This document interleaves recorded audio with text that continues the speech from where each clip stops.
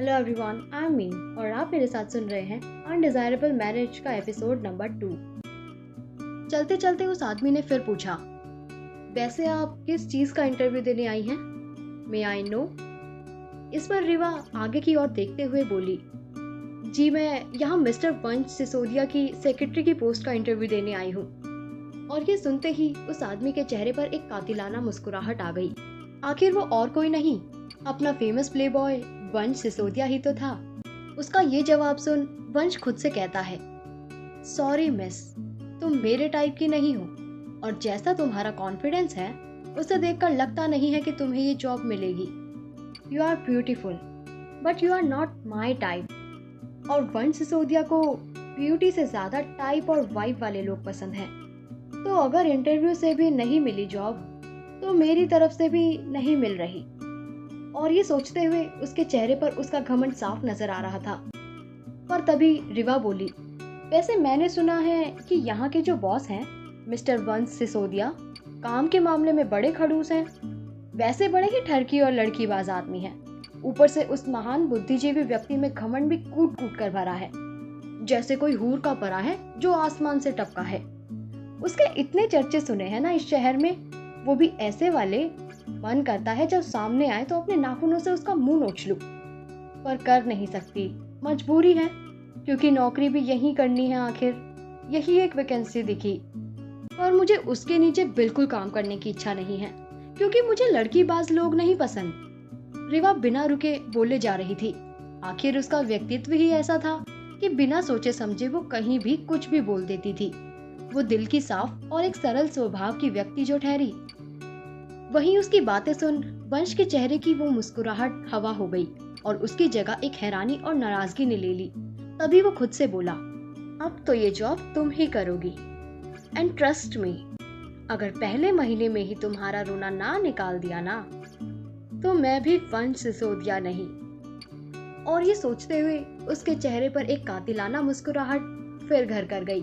तभी रिवा उसकी ओर पलटी और बोली, हे श्याम जी, तब से मैं ही बोले जा रही हूँ, आपने तो कुछ बोला भी नहीं, ना अपना नाम बताया।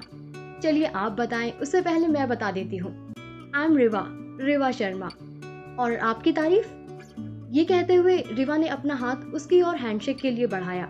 इस पर वंश कुछ कहता उससे पहले ही अंदर से उसका असिस्टेंट और दोस्त दर्श आते हुए बोला, वंश सर, अच्छा हुआ आप आ गए। मुझे इन जरूरी डॉक्यूमेंट्स पर आपके सिग्नेचर चाहिए। प्लीज कैबिन में चले अपने।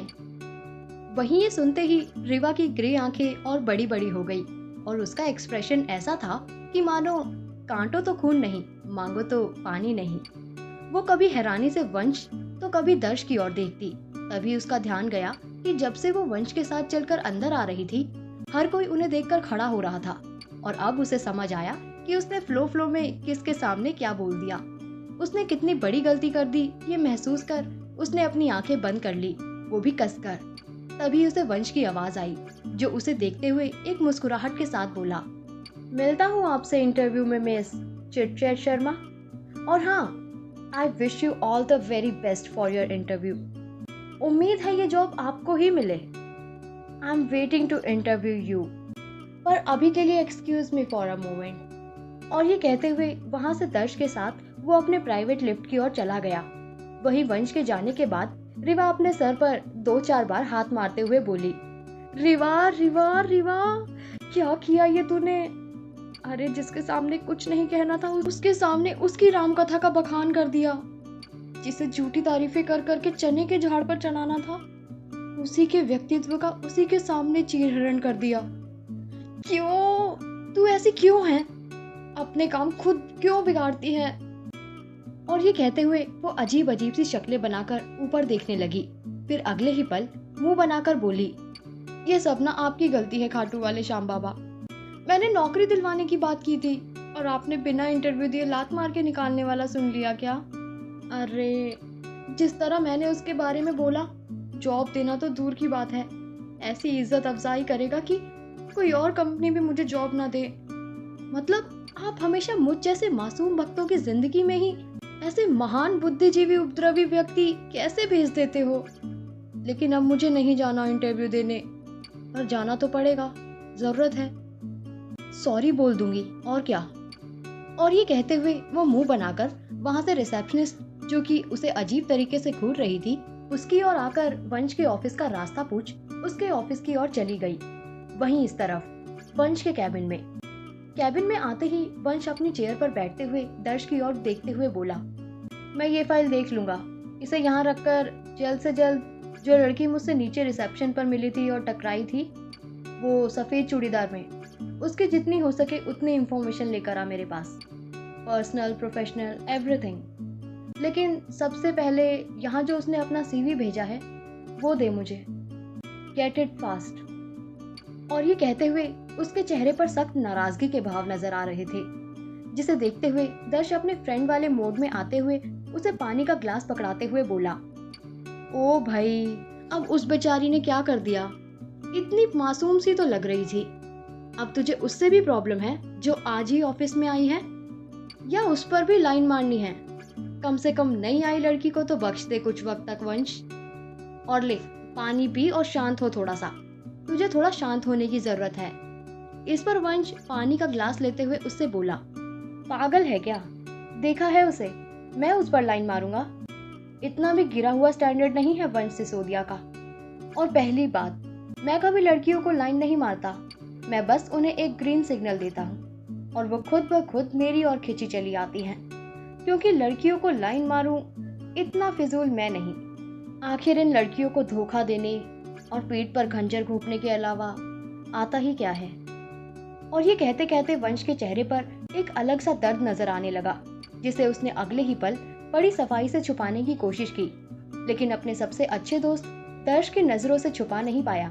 और दर्श अपने मन में बोला, जानता हूँ तू ऐसा नहीं था वंश, पर कुछ बगैरत और बेदर्द लोगों ने तुझे ऐसा बना दिया। लेकिन मुझे यकीन है एक दिन हम सबको हमारा पुराना वंश वापस मिलेगा। और ये सोचकर मुस्कुराते हुए वो वंश से बोला, तो कहीं भाई साहब को उन मैडम जिसे मोहब्बत तो नहीं हो गई, जो उनकी पर्सनल इंफॉर्मेशन तक चाहिए? कहीं वो हमारी भाभी तो नहीं बनने वाली, और हमारी प्यारी दादी की इच्छा तो नहीं पूरी होने वाली फाइनली? और ये कहते हुए उसने माहौल को थोड़ा हल्का करने की कोशिश की। ये सुन वंश एक बार दर्श को देख फिर जोर जोर से हंसने लगा और कुछ वक्त बाद खुद को शांत करते हुए बोला, ये तो कभी होने से रहा, क्योंकि मोहब्बत से बड़ा भ्रम इस दुनिया में कुछ नहीं। और मुझे यानी कि वंश सिसोदिया को भ्रम पालने की आदत नहीं। इसलिए अब अपने ख्याली पुलाव बंद कर और सबसे पहले तो यहाँ से उसका सीवी ला कर दे, फिर उसकी पर्सनल इंफॉर्मेशन आज रात तक मेरे पास होनी चाहिए। तो अब जा और सबसे पहले उस लड़की को मेरे पास भेज, मैं खुद लूंगा उसका इंटरव्यू। और ये कहते हुए उसके चेहरे पर एक शैतानी मुस्कुराहट उभर आई। वहीं उसकी उस मुस्कुराहट को देख दर्श अपने मन में बोला, अब भगवान जाने क्या होगा उस बेचारी लड़की के साथ। और अपना सर हाँ में हिलाकर बाहर चला गया। कहानी में आगे क्या होगा जानने के लिए सुनते रहिए कहानी के आने वाले एपिसोड्स। Thank you.